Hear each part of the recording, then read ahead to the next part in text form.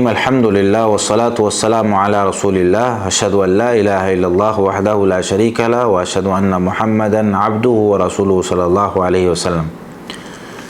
سامعین محترم، اذکار اور دعائیں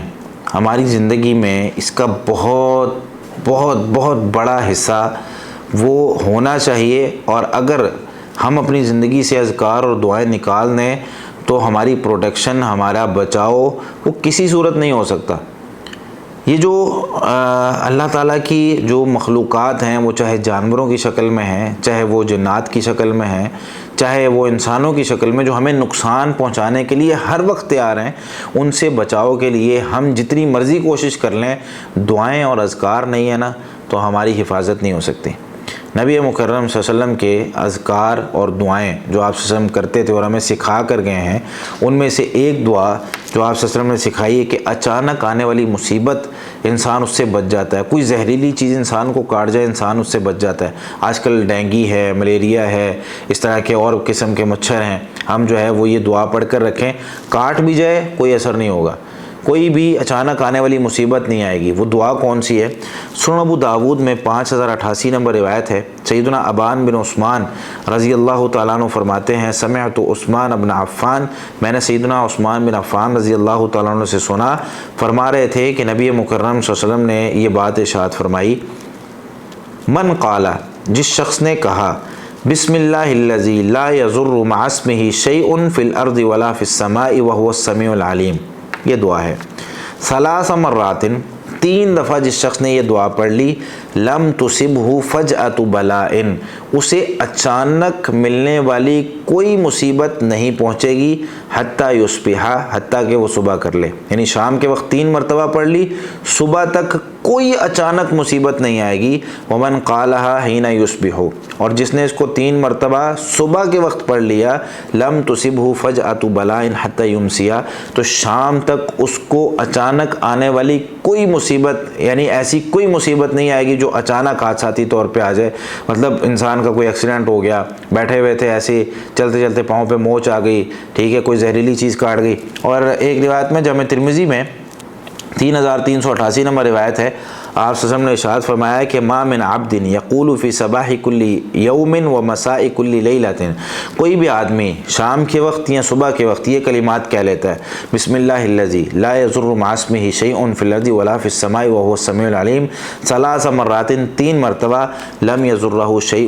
اس سے کوئی چیز نقصان نہیں پہنچاتی۔ ایک مرتبہ کیا ہوا، یہ حدیث بیان کرتے ہوئے نا سیدنا یہ جو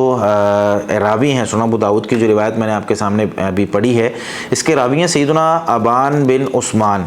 یہ بیان کرتے ہوئے نا ان کو فالج کا اٹیک ہو گیا، بیان کرتے ہوئے نہیں اٹیک ہوا، لیکن یہ بیان کر رہے تھے تو ان کو فالج کا اٹیک ہوا تھا۔ تو جس کو یہ بیان کر رہے تھے نا وہ ان کی طرف غور سے دیکھ رہا تھا،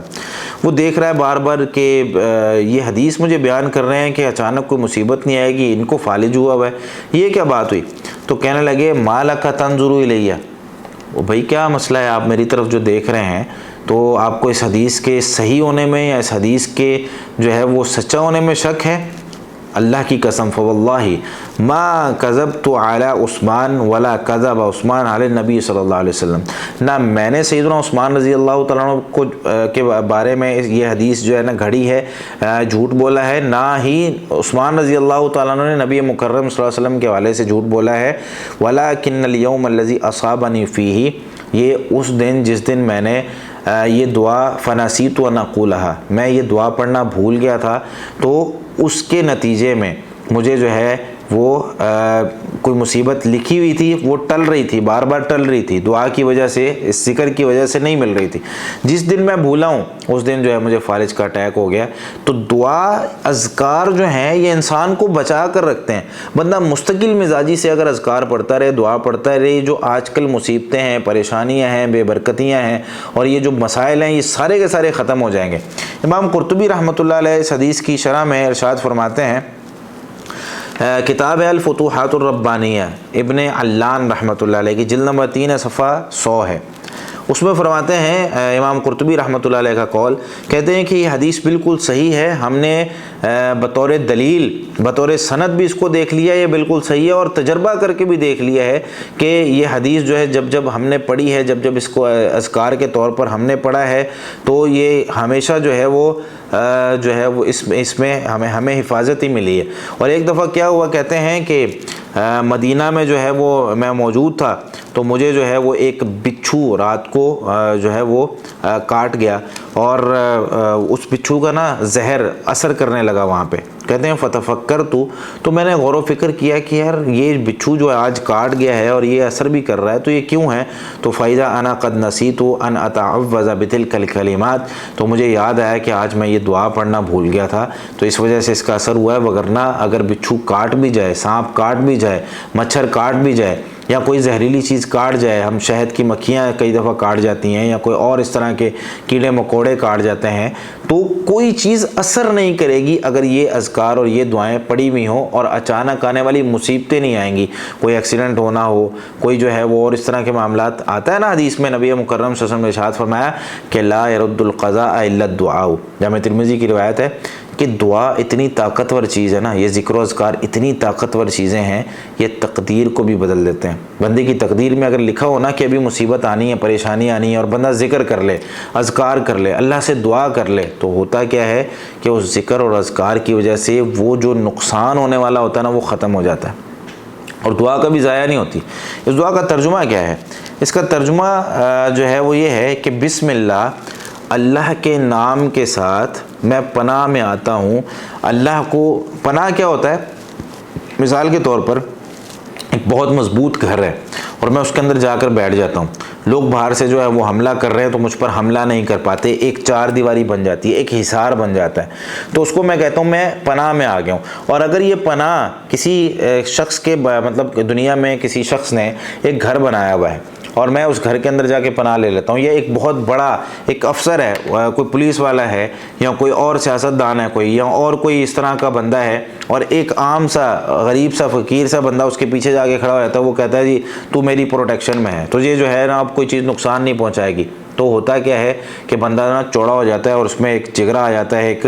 اس کا ڈر ختم ہو جاتا ہے کہ یار بھائی اب میں جو ہے نا فلاں کی پروٹیکشن میں ہوں۔ تو بندہ جب اللہ کے ذمے میں آ جائے اور اللہ سے پناہ مانگ لے اور اللہ اس کی حفاظت کرنی شروع کر دے، تو میرے بھائی دنیا کی کوئی چیز اس کو نقصان پہنچا سکتی؟ نہیں پہنچا سکتی۔ بسم اللہ، میں اللہ کی پناہ میں آتا ہوں اللہ کے نام کے ساتھ، میں جو ہے وہ الذی، وہ اللہ کہ لا یضر مع اسمہ شیء،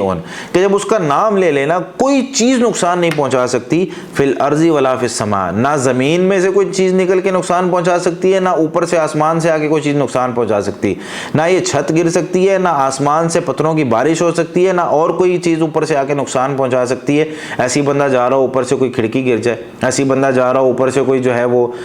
کتنے ایسے حادثات ہوتے ہیں، بندہ جا رہا ہوتا ہے بجلی کی تار گرتی ہے، بندہ جا رہا ہوتا ہے ٹرانسفارمر کوئی گر گیا، بندہ جا رہا ہوتا ہے کسی کے جو ہے نا وہ کوئی درخت تیزی سے آندھی چلتی ہوئی گر گیا، بہت سے معاملات ہو جاتے ہیں، انسان حادثات میں فوت ہو جاتے ہیں۔ تو یہ دعا پڑھنے سے اچانک آنے والی مصیبت، اچانک آنے والی موت سے بندہ جو ہے وہ محفوظ رہتا ہے۔ وہ السمیع العلیم، اور وہ ذات ایسی ذات ہے کہ جو سب کچھ بندوں کے تمام قسم کے اقوال، تمام قسم کی باتیں جو وہ سوچ رہے ہیں، سب کچھ ان کو خوب سننے والا ہے، العلیم، اور سب کچھ ان کے جو افعال ہیں اس سے کوئی چیز چھپتی نہیں ہے، وہ سب کچھ جاننے والا ہے۔ تو یہ دعا اپنے روزمرہ کے معمول میں صبح اور شام اس کو اذکار کا حصہ بنائیں۔ بسم اللہ الذی لا یضر مع اسمہ شیء فی الارض ولا فی السماء وهو السمیع العلیم۔